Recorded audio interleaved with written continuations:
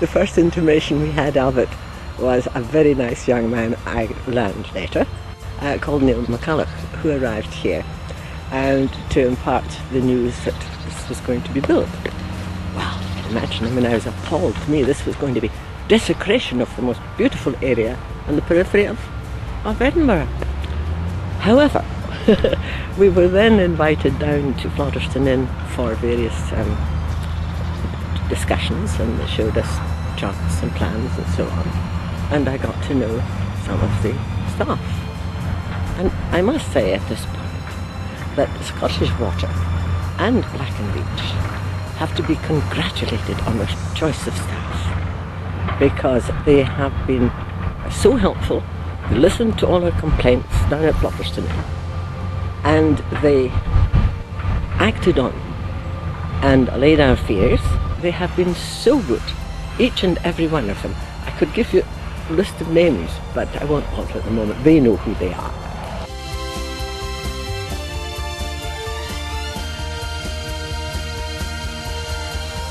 The first time we went to see the big hole, and now to see it completely, the hole's now filled with the building and everything, and that's quite good. I found it a lot more interesting to see it and go inside it. It helps you a lot more, because if people just bring in pictures, you don't get to know as much, and you don't get to do as stuff, and it's not as fun.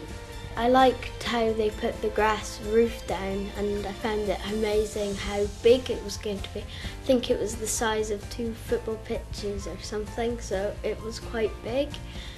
And liked how many people were there. It was amazing. It was over 200 or something, so it was quite amazing for that as well.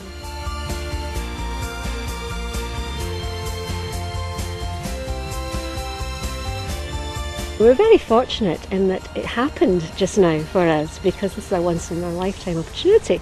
I can't think of many other schools who have the chance to even go and visit one, far less see it being built. Long term, I'm realising that they have got a greater understanding now of where the water comes from, the process it has to go through, the fact that they have to take into account other habitats round about that maybe are being disturbed, and therefore you have to put something back to make sure they're protected. And if I link that with, for example, the work that the Primary 7s have done, they made the bee and butterfly meadow up at the back of the field up here. And that was again taking account of the fact that they were very conscious that bees and butterflies are having less and less habitat. So, we're taking it on into the school. And I'm sure that that kind of message will stay with these children long term.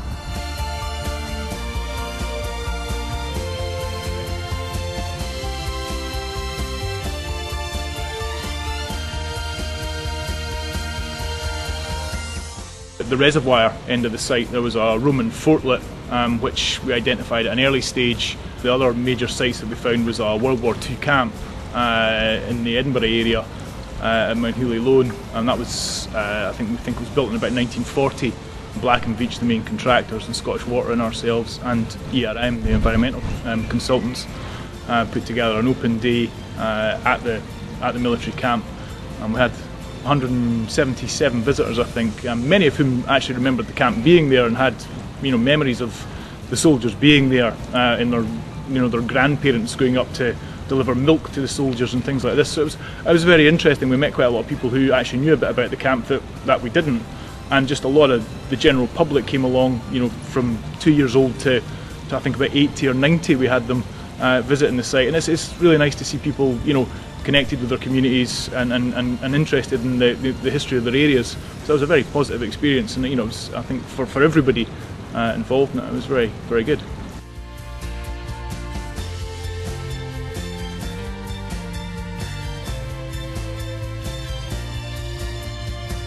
We were finding that after particularly bad rains, the water may be slightly discoloured and peaty by nature. And obviously we had feedback from the guests that the water wasn't clear.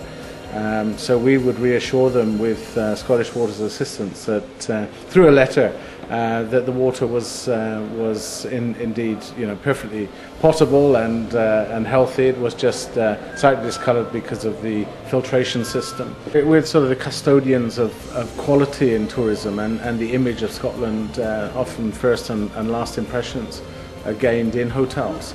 It's critical that the water supply is seen as as you would expect, a crystal clear product and tasting good. So we're delighted, obviously, that element of satisfaction, guest satisfaction, has been resolved. I'm sure the water is as hygienic and tasty as ever, but the fact that it's crystal clear now will make a big difference in terms of quality perception from the tourists.